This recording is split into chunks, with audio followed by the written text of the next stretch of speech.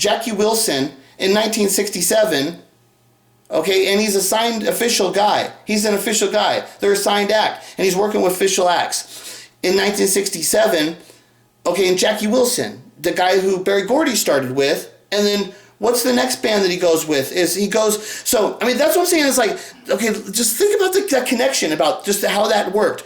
So, Marshall Thompson, in 1966, 67, he's working at some point with Jackie Wilson. And he's working with the Jackson 5. And then he takes the Jackson 5 to Bobby Taylor, who takes him and gets him signed to Motown, who's run by Berry Gordy. And Berry Gordy started off as a songwriter for Jackie Wilson, okay, through Brunswick. That's what I'm saying. That's a tight little circle right there.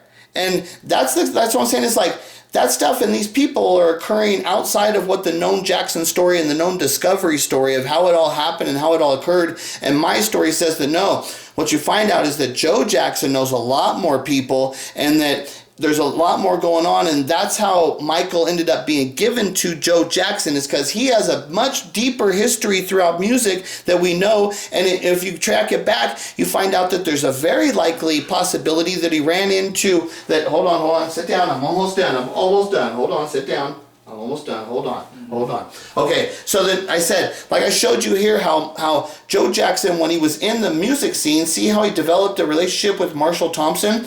Well, it's just as likely that when he was in the music scene before, that he could have run into Berry Gordy, and they had already been boxers, so they already had a previous thing of which to build a relationship through. Then they could have built a relationship through their music interest, and then there's also the Pookie Hudson connection, and then you find out there's like all kinds of more. There's also like the Stevie Wonder stuff that comes in later. There's a lot more stuff, and like I said, then what you find out is when Joe Jackson actually starts to become the manager of the Jacksons and stuff, right? What you find out is that Joe knows a lot more people. When you actually see what he's doing and who he's hanging around with and the moves that he's making, you find out that Joe's a lot more professional at what he's actually doing. And the drive and the focus of what he's got is like, what I'm saying is that Joe has built up this thing, and he knows people, and that's how he knew Berry Gordy from way back in the beginning. And then he's right there under Chicago, and Chicago's where the big music scene's at. Joseph was a guitar player. He knows people in the business. Even when he was out of it, he still knew the people, and who's to say who he would go and hang out with and play guitar with over here and play guitar here. And we don't know all his real life story, but through that real life story, we can find out pieces of it and stuff. Like, hold on, sit down. I'm 1 minute. I'm almost done. Sit down. Okay, hold on. 1 minute. I'm almost done.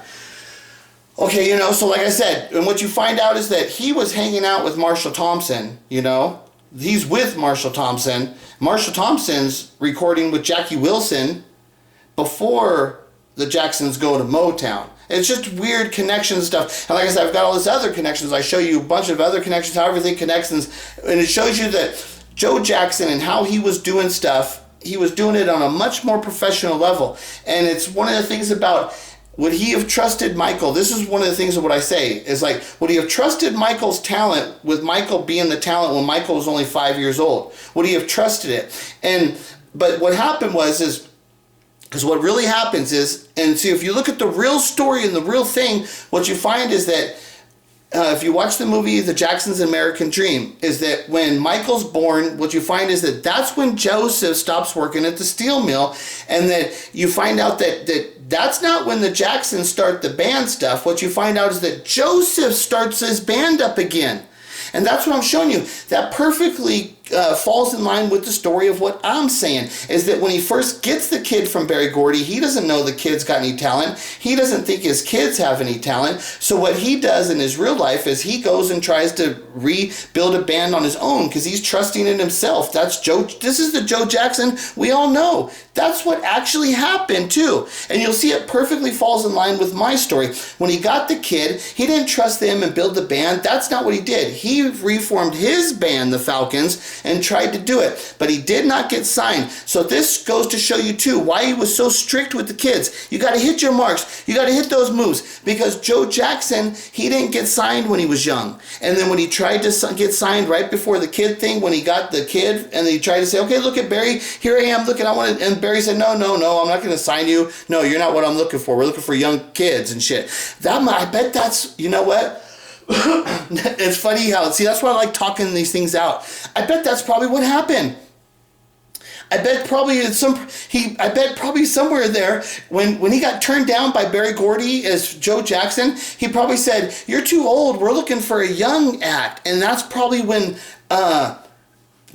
Joe Jackson said a young act. And then so what happened is, see, that was still before he still doesn't know Michael's Got Talent. So what he does at that time is Joe Jackson starts training Tito, because think about reality. They say that Tito Jackson was secretly playing Joseph Jackson's guitar, and then he broke the guitar string, and then that's when Joseph started to build the group, okay? But think about reality. Would Tito ever touch Joseph Jackson's his guitar?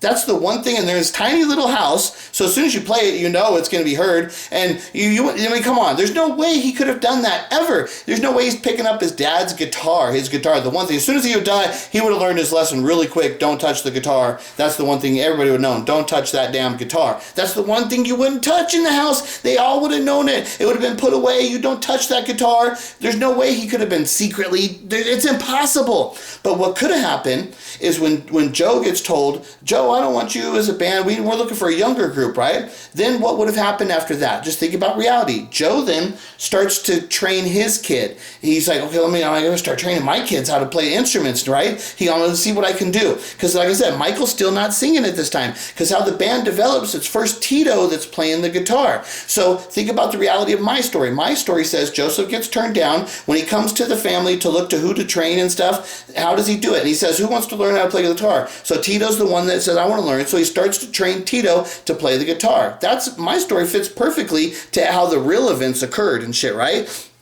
So Tito then and Jermaine, they start working together and they start to build the group, and then Michael shows he can sing. And as soon, like day one basically, right? It's like as soon as Michael sings at the school thing and shows he can sing or whatever, then Joe knows right then, I'm going to build this act and stuff. And he's not worried about Michael being 5 years old, because Barry's the one that just told him, I'm looking for a young act. And so in Joe's mind thinking, shoot, this is exactly what he wants. And that's how Michael ends up being put to work at 5 years old. And you got to think, Michael instantly goes out and goes like on the road. Like this guy is telling you, I was taking him all the little clubs, just like how Michael tells all these crazy stories of what was really going on. And that was going on with this. And it wasn't like Joe was out there hustling his little kids. Joe's hooked up with Marshall Thompson of the Shy Lights from Chicago.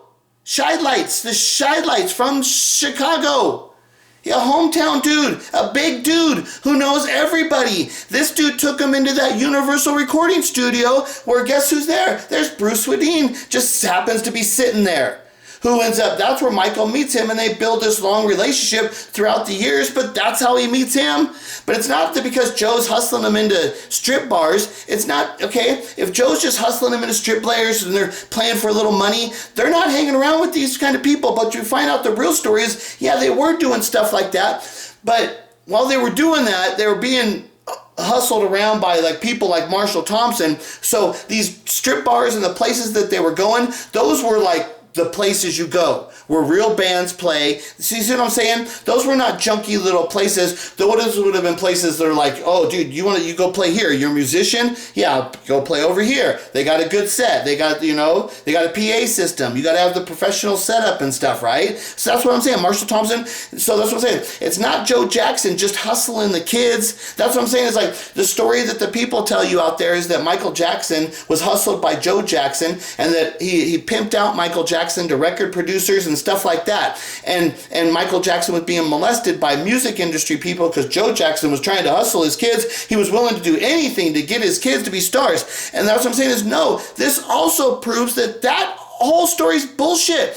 Joe's not out hustling around the strip clubs, being dirty with these scandalous people. That's not what's going on. Joe Jackson's fucking hooked up with real industry people, and Joe Jackson's working the scene. He's working the right scene with the right people, and it's taking him right to the Regal, where he's going to be hooked up with the right people, which are going to guide him right to Motown, and the rest is history. You know, and that's enough for now. Talk so long, you know, and hope you guys got some good information, and we need to keep furthering this investigation to get the truth out, because people always talk about let Michael rest in peace. He cannot rest in peace unless the truth is revealed, and the only way to prove Michael's true innocence is for the truth to be revealed. If you ever care about Michael Jackson, you want to see true justice and make the world pay for what they've done to Michael Jackson, you will expose the truth to everybody and show the whole world that they are not as smart as what they think they are, and they all need to look in the mirror just like Michael Jackson told them, and that's how you're going to fix the world.